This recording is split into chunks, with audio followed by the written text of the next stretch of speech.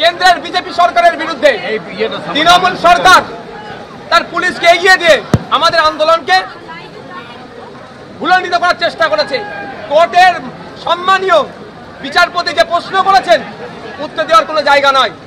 আমরা সম্পূর্ণ নিরস্ত্র, না আমাদের হাতে লাঠি, না হাতে আমার কোনো অস্ত্র, কিছুই ছিল না। আমরা ধর্ণা মঞ্চে বসছি, সেখানে আমাদের বসতে দেওয়া হচ্ছে না। আমার মাদ্রাসা মসজিদের জায়গা কেড়ে নেওয়া হচ্ছে। আমার অরিজিনাল আমি এসটি সমাজের মানুষ, আমার পরিবর্তে অন্যজনকে সার্টিফিকেট দিচ্ছে। আমি পরিযায়ী শ্রমিক, আমার পরিবারের লোক পরিযায়ী শ্রমিক, আমার উপর আক্রমণ হচ্ছে। আমার ওবিসি সার্টিফিকেট কার্যকারী হচ্ছে না। আমাকে এসআইআর এর নামে ডিভোটার করতে পারে। যখন আমি আতঙ্কিত, আমি একটু কাঁদতে চাই, ধর্ণার মঞ্চে বসে আমি একটু কাঁদতে চাই। এই রাজ্য সরকার আমাকে একটু শান্তিতে কাঁদতেও দিতে চাইছে না। আমাকে টেনে হিঁচড়ে, আমাদেরকে টেনে হিঁচড়ে সেখানে তুলে নিচ্ছে। এর জবাব বাংলার মানুষ দেবে। যেখানে যেভাবে আন্দোলনটা করার কথা ছিল নিশ্চয়ই সেভাবে করেননি। অন্য রাস্তায় যদি যান চলাচল যাত্রীদের এবং পরিবহনকে বিঘ্নিত করা হয়, সেখানে পুলিশ যেটুকু ব্যবস্থা নিয়েছে। পরের খবরে আসবো। সল্টলেকে আইনজীবীকে মারধরের ঘটনায় অভিযুক্ত পুলিশ কর্মীকে আদালতের নির্দেশ না দেওয়া পর্যন্ত কোনো কাজে নিযুক্ত করা যাবে না বলে স্পষ্ট নির্দেশ দিয়েছে আদালত। ঘটনাস্থলের সিসিটিভি ফুটেজ সংরক্ষণের নির্দেশ দিয়েছে আদালত। কাল কর্মবিরতির ডাক বার অ্যাসোসিয়েশনের। আপনারা জানেন যে ঘটনা ঘটেছিল সল্টলেকে, আইনজীবীর ছেলেকে মারধরের অভিযোগ পুলিশের বিরুদ্ধে। একেবারে সিভিল ড্রেসে ছিল পুলিশ, এমনকি ধাক্কায় ওই আইনজীবীর কোমরের হাড় ভেঙে যায় বলে অভিযোগ করেছেন। হাসপাতালে তিনি ভর্তি। এই ঘটনায় আদালতের নির্দেশ না আসা পর্যন্ত অভিযুক্ত পুলিশ কর্মীকে নির্দেশ কাজে নিযুক্ত করা যাবে না, কোনো কাজে নিযুক্ত করা যাবে না বলে স্পষ্ট নির্দেশ দিয়েছে আদালত। কি হলো কোর্টে জানবো সরাসরি। সৌভিক মজুমদার আমাদের প্রতিনিধি রয়েছেন।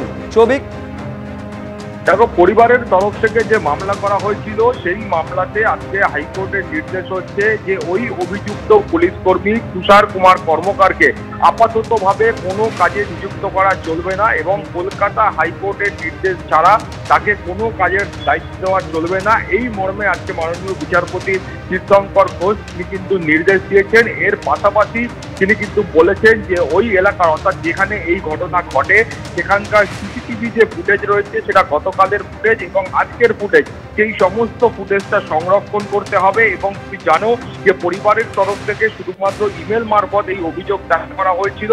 আজকে কলকাতা হাইকোর্টের তরফ থেকে নির্দেশ দেওয়া হয়েছে বাকি যে আইনি প্রক্রিয়া রয়েছে, যেমন থানায় গিয়ে সেই অভিযোগপত্রে স্বাক্ষর করা, সেই সমস্ত প্রক্রিয়া আজকের মধ্যে সম্পন্ন হবে এবং আইন মেনে সমস্ত পত্রে গ্রহণ করতে হবে এবং আগামী সোমবার এই মামলার পরবর্তী শুনানি হবে।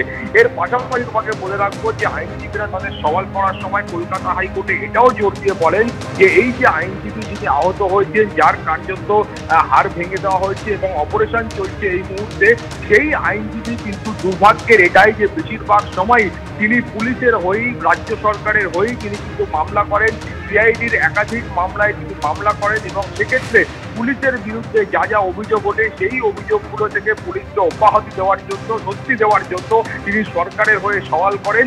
কিন্তু এক্ষেত্রে দেখা যাচ্ছে সেই পুলিশের হাতেই সরকারি আইনজীবী আক্রান্ত হচ্ছেন। এটা অত্যন্ত দুর্ভাগ্যের।